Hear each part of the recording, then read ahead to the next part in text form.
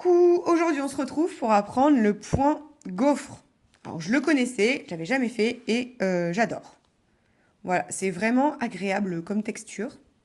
Il n'est pas réversible, bon, même si l'autre côté est très joli, mais ça n'est pas un point réversible. Alors, on va partir sur une chaînette de multiples de 3. Ok. C'est une répétition de 2 rangs, tout simplement, pour former le petit relief et le creux. Donc, multiple de 3 plus 2 mailles en l'air. Je vous explique ça tout de suite. Donc, moi, je suis partie sur 21 et je rajoute 2. 1, 2. Et en fait, on va démarrer dans la 4e ML. OK. Parce que les 3 mailles en l'air qui vont être là vont être comme une bride. OK. Ça compte comme une bride. Donc là, 1, 2, 3 et 4. Je démarre ici. Je fais une bride. Parce que tout le rang sera en bride. Parce que pour les brides en relief, c'est plus pratique. Oui, d'ailleurs, je vous ai pas dit. Donc là, le point gaufre, c'est une succession de brides et de brides en relief avant. Voilà, seulement. Il n'y aura pas de brides en relief arrière sur ce motif. C'est juste des brides en relief avant et des brides. Donc, je vous laisse faire tout votre rang en bride. On se retrouve à la fin pour commencer le point. Voilà, donc là, on va se servir de cette maille-là. Donc, il nous faut une bride. Alors, moi, j'aime pas, parce qu'en fait, on va piquer dedans. Vous allez voir après, on va vraiment s'en servir. Donc, moi, j'aime pas, quand c'est comme ça, démarrer le rang avec 2 ou 3 mailles en l'air et piquer dans la 3e maille en l'air, machin, j'aime pas faire ça. Donc, moi, quand c'est comme ça, donc là, vous tournez le travail, d'accord? Je fais une maille serrée et une maille en l'air. Et comme ça, en fait, j'irai piquer dans la maille en l'air quand je vais rêver à la fin du motif. Donc comme ça vous apprend une petite astuce pour redémarrer un rang tout de suite avec une bride. Vous faites comme ça, parce que normalement, d'habitude, on fait, hop, 3 mailles en l'air, 1, 2, 3, et en fait, vous sautez cette maille-là et vous attaquez ici. Ah, j'aime pas le rendu, ça fait un trou, j'aime pas du tout. Voilà. Et après, vous devez piquer à la fin du rang ici. Bon, moi, j'aime pas. Donc, ça, c'est une petite astuce. Vous tournez directement votre travail une fois que vous avez fini. Hop, vous faites votre maille serrée et votre maille en l'air. OK?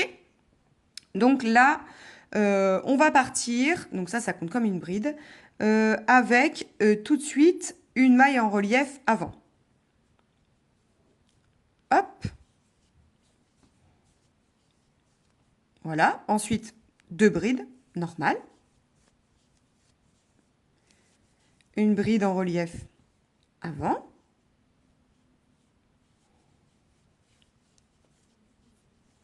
Hop, 2 brides.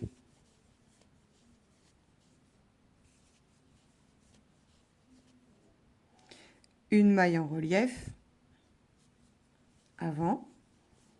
Et on fait ça tout le long. 2 brides. Une maille en relief avant. Je vous laisse aller jusqu'au bout et on se retrouve un petit peu avant la fin pour qu'on finisse ensemble. Voilà après ce que vous allez obtenir. Donc là, je refais 2 brides. Hop, ma bride en relief avant.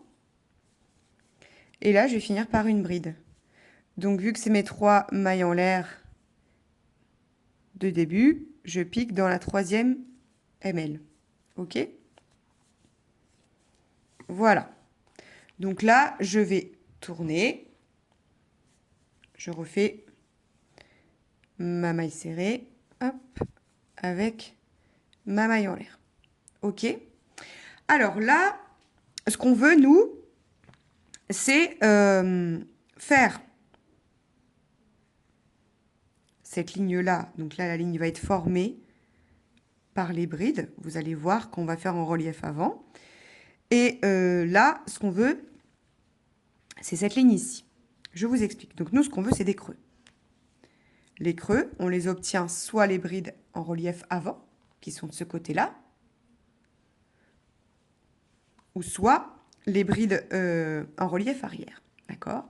Donc là, on va faire que des brides en relief avant. Mais on va inverser. Je vous explique. On a démarré avec une bride en relief avant et 2 brides en relief arrière. Donc là, ce qu'on veut, c'est créer en fait les trous comme ça. Vous allez voir, c'est très simple. Donc on reste toujours en bride en relief avant et bride. Le premier rang, on avait fait une avant, 2 brides, une avant, 2 brides, une avant, 2 brides. OK? Et bien là, nous allons faire l'inverse. On va faire une bride, 2 brides en relief avant, une bride, 2 brides en relief avant. Je vous montre. Là, on était en relief avant, ici. Donc là, ça fait notre petit creux. Je fais ma bride normale.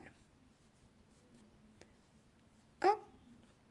Là, on voit que ça forme un petit relief. Pourquoi? Parce qu'en fait, là, on avait pris le relief avant et là, on était sur des 2 brides normales.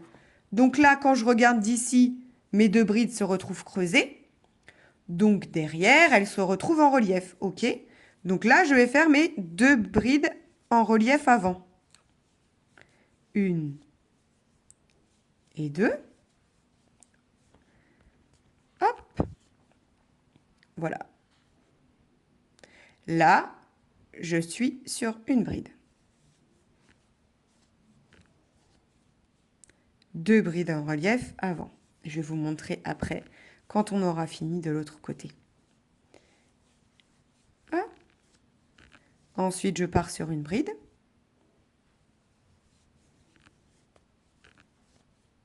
Deux brides en relief avant. Vous faites ça tout le rang. On se retrouve un petit peu avant la fin pour que je vous montre comment finir. OK? Donc voilà. Je vous laisse finir, pardon. Donc 2 brides en relief avant. Et quand on a la bride qui fait un petit peu le creux, c'est une seule bride. D'accord? Donc là, j'ai fini par 2 brides en relief. Donc là, c'est autour de ma bride. Et j'ai ma bride de début et de fin. Donc là, la bride, du coup, j'ai ma maille serrée. Et là, ma maille en l'air. Donc là, ma bride, je la fais dans la maille en l'air. Hop. Et voilà. OK, donc ça, c'est ce que vous voyez, en fait. Vous avez créé un creux avec la bride et vous avez créé un relief avec les 2 brides en relief avant. D'accord? Donc là, on a fait ça sur 2 rangs. On a fait le premier rang, bride avant, 2 brides, bride avant, 2 brides, 2 avant, 2 brides. Le deuxième rang, on a fait, donc ça, c'est votre bride du début, hop, bride, 2 reliefs avant, bride, 2 reliefs avant. OK? Et donc, le bon côté, voilà ce que ça nous donne. Tout simplement parce que là, on a créé notre bride. Hop, du coup, ça suit le mouvement. Là, on a créé le creux parce qu'on a fait des brides en relief avant, mais du coup, elles sont derrière. Donc, quand on retourne, eh ben, ça nous crée un creux. Voilà, tout simplement. On va refaire un rang pour mieux voir. Donc, je tourne mon travail. Hop, je viens piquer tout de suite. Maille serrée, maille en l'air. Là, j'ai ma bride en relief. Hop, parce que je redémarre avec le rang 1. Voilà. Là, j'ai mon creux, donc je fais mes 2 brides. Hop, ma bride en relief arrière. Avant, pardon. Hop, mes 2 creux. Donc, les 2 brides. Une bride en relief avant. Hop, et voilà. Et là, vous voyez, ça y est, ça commence à apparaître.